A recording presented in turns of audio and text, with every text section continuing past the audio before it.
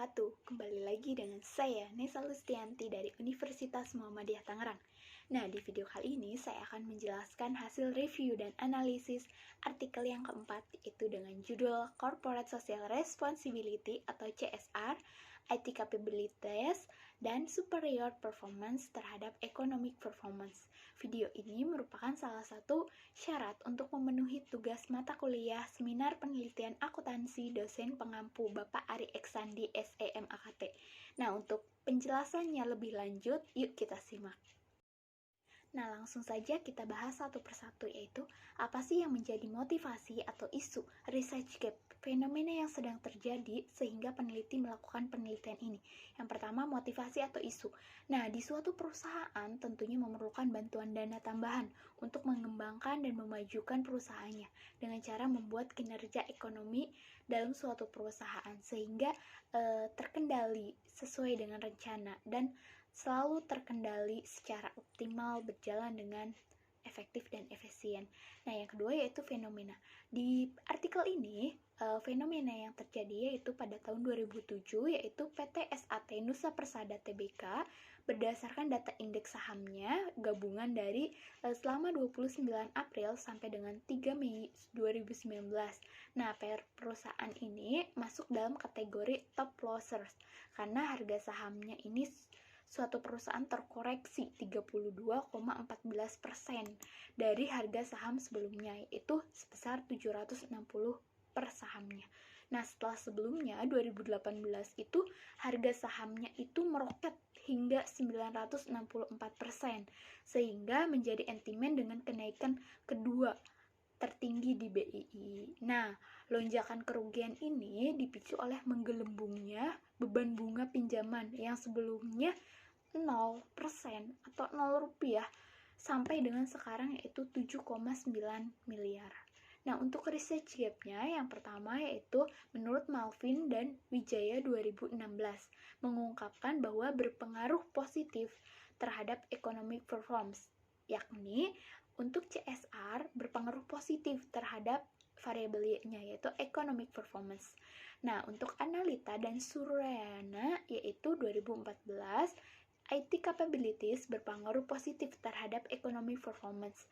Nah, untuk S2 Ningsari 2014 mengungkapkan bahwa superior performance berpengaruh positif terhadap economic performance. Nah, kritiknya tidak ada kritik untuk poin ini.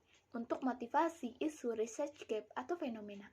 Karena penulis sudah cukup jelas menjelaskan dari berbagai isu, motivasi, research gap, dan fenomena yang terjadi di penelitian ini dengan baik dan jelas. Yang kedua, jelaskan artikel-artikel utama di dalam penelitian ini. Yang pertama, informasi yang terkandung di dalam laporan keuangan digunakan oleh investor untuk memperoleh perkiraan tentang laba atau dividen di masa mendatang serta risiko yang penilaian atas perusahaan tersebut, di mana itu mengungkapkan oleh Kusuma, Mendra, dan Anggraini 2014. Yang kedua, investasi dapat memecahkan masalah sosial menyumbang hampir 75%, di mana terhadap kesuksesan bisnisnya, di mana ketika si perusahaan ini melakukan hal maka akhirnya itu membantu perusahaan untuk mencapai daya saingnya.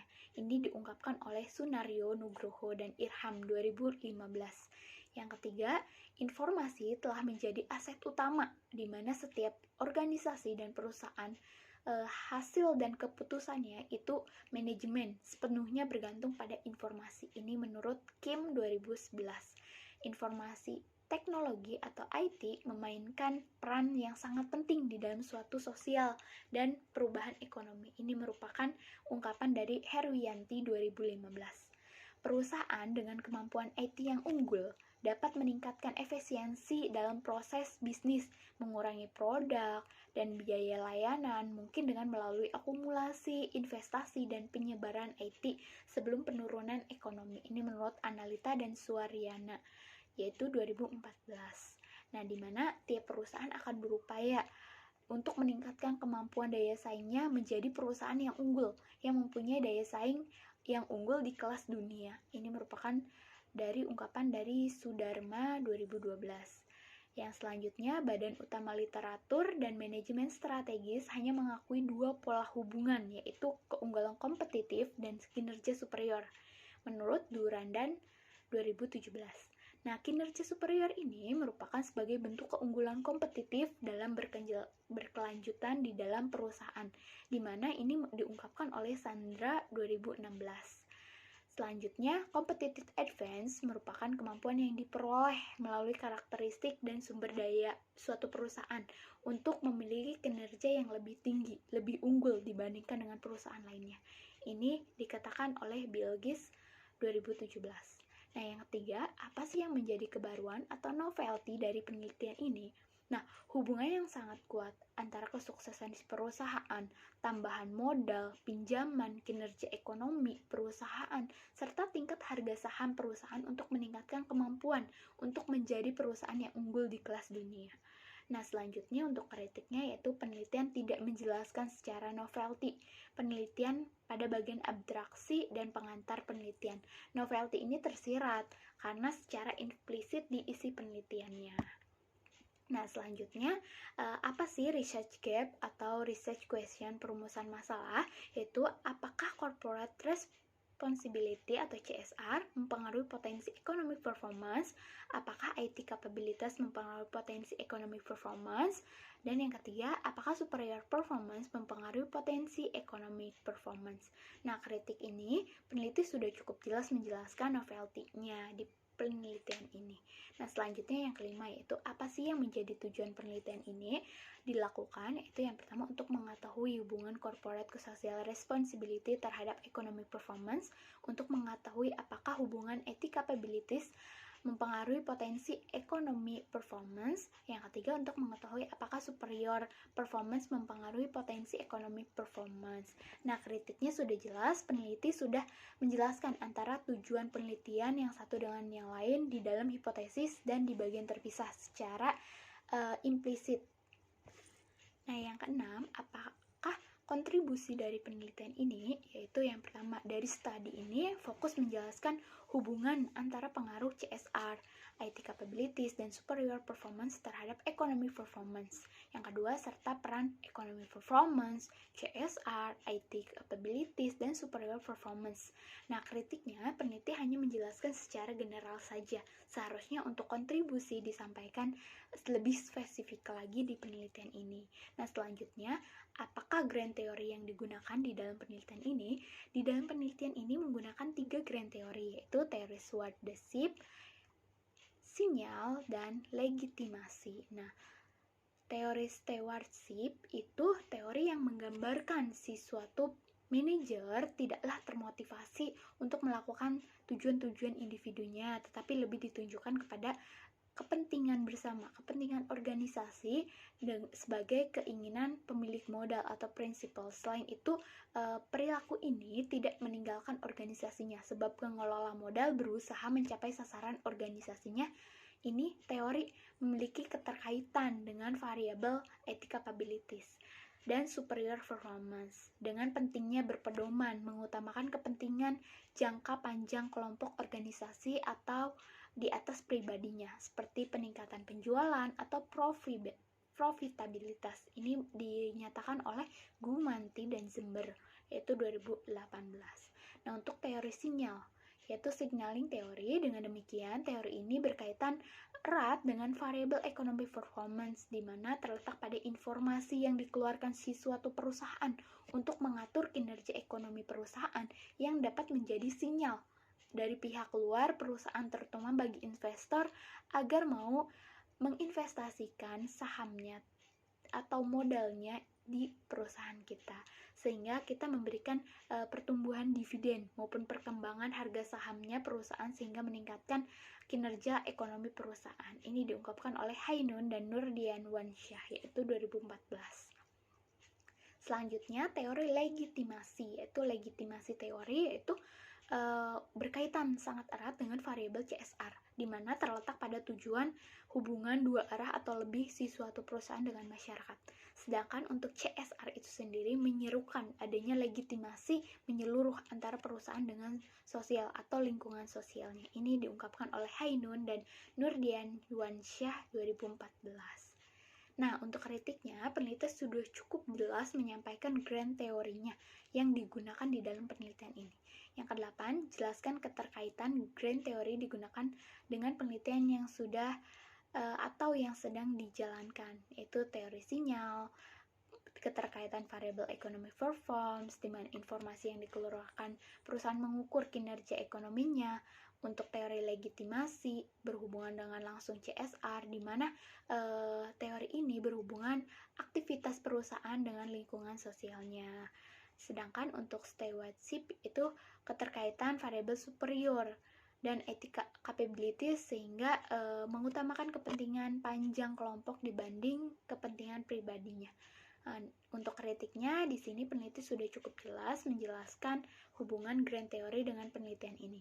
Nah, untuk kerangka konseptualnya di sini ada X1, yaitu Corporate Social Responsibility (CSR) berpengaruh terhadap economic performance. Nah, ethic capabilities berpengaruh terhadap economic performance dan superior performance berpengaruh kepada economic performance.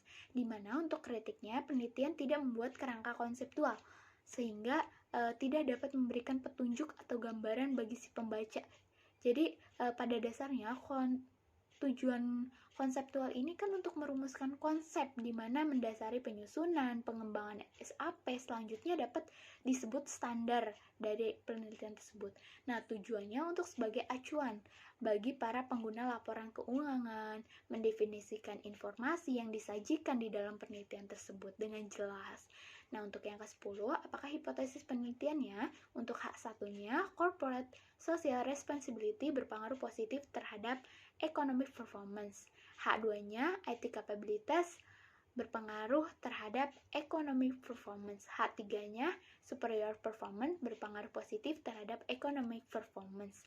Nah, di sini untuk hipotesis penelitiannya sudah cukup jelas, tetapi tidak ada dijelaskan di penelitian ini dengan baik. Jadi cukup menjelaskan dengan baik meskipun secara implisit. Nah, yang ke-11, jelaskan metode penelitian atau rancangan penelitiannya, definisi operasionalnya, variabelnya, pengukurannya, teknik penarikan datanya, metode analisisnya, uji kelayakannya, dan untuk jenis data yang digunakan. Nah, pertama yaitu rancangan penelitian, yaitu menggunakan analisis kuantitatif. Nah, di sini kritiknya penelitian tidak menerangkan rancangan penelitiannya secara jelas, tapi dia menggunakan analisis metode deskriptif di mana menggambarkan pendekatan kuantitatifnya. Nah, untuk yang kedua yaitu definisi operasional variabel dan pengukurannya. Di sini sudah cukup jelas, sudah dijelaskan tentang rumus dari definisi operasional variabelnya.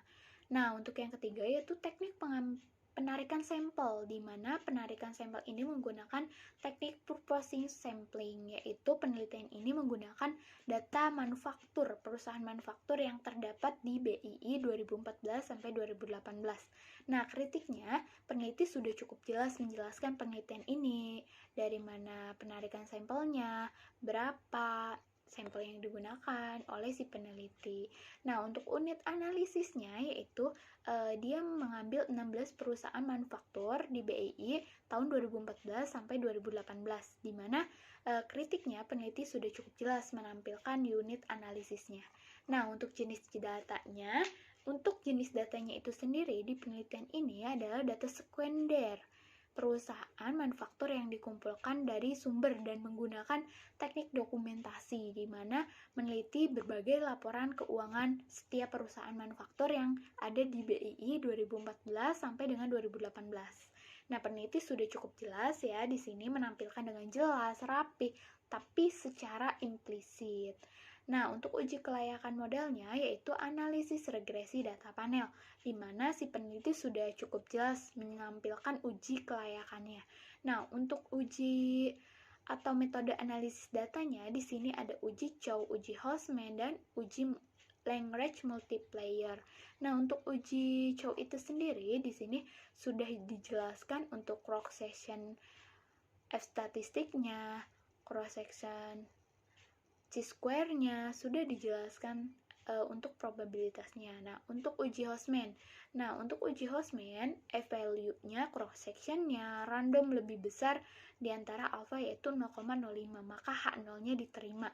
Yang artinya model random effect atau RAM ini lebih baik digunakan di dalam regresi data panel dibandingkan dengan FRAM atau metode model fixed effect. Nah, untuk uji Lagrange multiplier yaitu sudah dijelaskan juga di situ di gambar. Untuk kritisinya, peneliti sudah menampilkan data analisisnya secara jelas dan detail dalam bentuk tabel. Nah, peneliti kurang jelas saja untuk berdasarkan datanya karena didapat secara implisit. Mungkin bisa ditambahkan dengan menambahkan tabel penjelasan-penjelasannya tentang uji masing-masingnya. Nah, untuk yang ke-12 yaitu jelaskan persamaan regresi di mana regresi untuk pengujian hipotesis penelitian.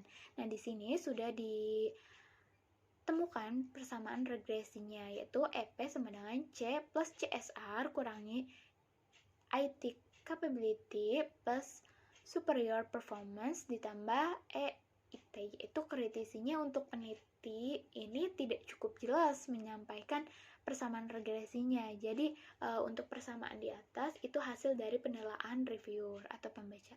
Nah, untuk yang ke-13 yaitu jelaskan pembahasan hasil penelitian statistik deskriptif, hasil uji kelayakan model, hasil uji hipotesis, mungkin dijelaskan dengan hipotesis yang terbukti atau yang tidak terbukti dengan pembahasannya. Nah, untuk statistik deskriptif, di sini peneliti tidak menampilkan dari hasil uji statistik deskriptifnya, di mana penjelasan hasil ujinya tidak jelas. Nah, untuk hasil uji kelayakan model, di sini untuk kelayakan modelnya yaitu menggunakan uji F, yaitu di sini ada uji R kuadrat atau koefisien determinasi dan uji T. Nah, untuk uji F itu sendiri berdasarkan dari tabel tersebut sudah kita lihat menunjukkan untuk F statistiknya itu sebagian besar yaitu 11,59546.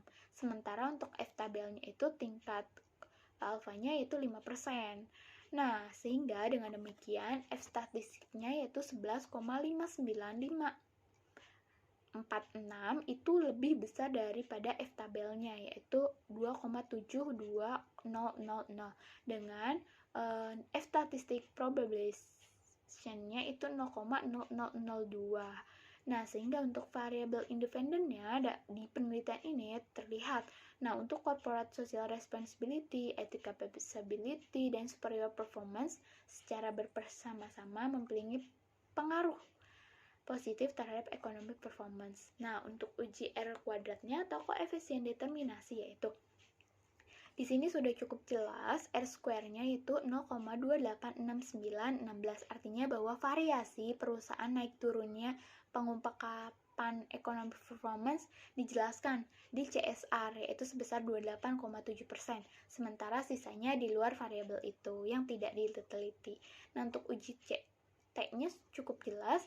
Di sini menurut tes statistik untuk CSR itu sendiri yaitu sebesar 3,58594 lebih besar dari T-tabel 1,66488 dengan nilai probabilitasnya 0,0006 lebih kecil dari 0,05 sehingga untuk H1-nya di dalam penelitian ini diterima.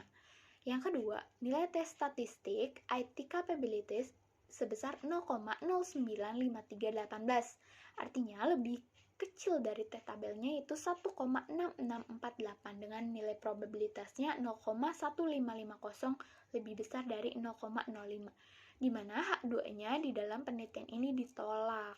Nah, untuk yang ketiga, nilai T statistik superior performance itu sebesar 3,862263 di mana lebih besar dari T-tabel yaitu 1,66488 dari nilai probabilitasnya yaitu 0,002 itu lebih kecil dari 0,05 berarti H3-nya itu dalam penelitian ini diterima. Nah, untuk uji hipotesis Pengaruh corporate social responsibility ini, CSR, terhadap economic performance itu dinyatakan diterima karena hak satunya berpengaruh positif. Nah, untuk pengaruh etik kapabilitas juga H2-nya ditolak, yang berarti IT capabilities ini tidak sama sekali ada pengaruhnya terhadap economic performance. Nah, untuk yang ketiga, pengaruh superior performance terhadap economic performance. Ini dimana memiliki pengaruh positif sehingga H3-nya diterima. Nah, untuk yang terakhir yaitu apa simpulan, keterbatasan, implikasi dalam penelitian ini. Nah, untuk simpulannya yaitu tujuan dari penelitian ini yaitu untuk menguji pengaruh corporate social responsibility, IT kapabilitas dan superior performance terhadap economic performance, di mana penelitian ini menggunakan 16 sampel perusahaan manufaktur yang terdaftar di BII yaitu tahun 2014 sampai 2018. Nah, untuk hasil analisisnya diperoleh dari untuk CSR yaitu nilai tes statistiknya 3,589594 lebih besar dari T-tabelnya yaitu 1,66488. Artinya untuk CSR ini berpengaruh positif terhadap economic performance yang pada perusahaan manufaktur yang terdapat di BII tahun 2014 sampai 2018, di mana dengan adanya kepedulian perusahaan terhadap stakeholder, perusahaan dapat memberikan dirinya bermanfaat secara ekonomi, dapat membuktikan dirinya memberikan manfaat meningkatkan penjualan dan profitabilitas perusahaan meningkat tentunya. Nah, yang kedua, untuk tes statistik IT capabilities yaitu 1,436303, di mana lebih kecil dari T-tabelnya yaitu sebesar 1,66488 dengan nilai probabilitasnya 0,1550 lebih besar dari 0,05, di mana H2-nya ditolak. Jadi variabel IT capabilitas ini tidak memiliki pengaruh sama sekali terhadap economic performance, di mana dikarenakan perusahaan yang diteliti belum terlalu fokus dalam IT. Nah, mungkin banyak perusahaan yang tidak maksimal dalam menyampaikan sumber daya IT-nya. Yang ketiga yaitu untuk tes statistik superior performance yaitu 3,862263 itu lebih besar dari T-tabelnya yaitu 1,66488 dengan nilai probabilitasnya 0,0002 lebih kecil dari 0,05, yang berarti H3-nya diterima, sehingga untuk superior performance ini berpengaruh positif terhadap economic performance yang ada pada perusahaan manufaktur yang terdapat di BII. Nah, untuk superior performance ini akan menciptakan keunggulan kompetitif, daya saing secara otomatis sehingga meningkatkan kinerja ekonomi perusahaan. Nah, adapun keterbatasannya yaitu penelitian ini tidak memiliki keterbatasan. Dan apabila dibatasi oleh penelitian selanjutnya, maka akan memperbaiki hasil dari penelitian. Mungkin dari penelitian ini hanya berfokus pada sektor manufaktur. Nah, sehingga hasilnya tidak bisa diimplementasikan pada sektor usaha lainnya. Kritiknya, peneliti tidak menampilkan keterbatasan, sehingga kesimpulan penelitian itu kurang. Penjelasan dari yang menyebabkan kekeliruan, penelitian yang dapat diperbaiki, peneliti selanjutnya. Nah, hasil dari keterbatasan ini merupakan hasil penelitian dari reviewer. Nah, untuk implikasinya yaitu penelitian ini diharapkan dapat menjadi panduan yang berkaitan dengan faktor yang mempengaruhi economic performance, di mana penelitian ini diharapkan dapat bermanfaat untuk peneliti ataupun untuk peneliti selanjutnya. Nah, sehingga mungkin dari bisa melengkapi dari keterbatasan, penambahan jangka waktu penelitian, atau mungkin sampel perusahaannya, dan dapat menyimpulkan setiap keterbatasan dan dikembangkan sebagai penelitian terbaru. Nah, kurang lebihnya seperti itu penjelasan dari artikel yang keempat. Kurang lebihnya mohon maaf. Semoga ilmu yang kita pelajari hari ini bermanfaat untuk kita semua. Sampai jumpa di video selanjutnya.